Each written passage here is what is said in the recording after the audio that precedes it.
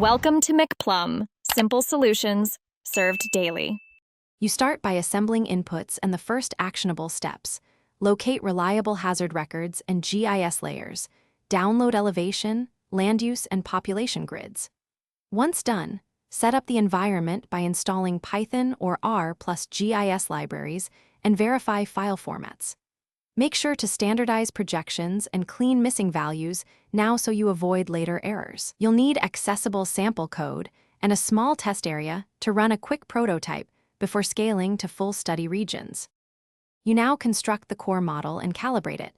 Translate hazard physics into code, for example, shallow water equations for floods or probabilistic shaking for earthquakes, and choose statistical or deterministic approaches.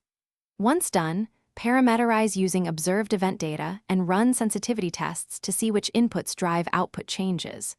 Make sure to iterate, adjust parameters, rerun on the same events, and compare simulated versus observed impacts until residuals drop to acceptable levels.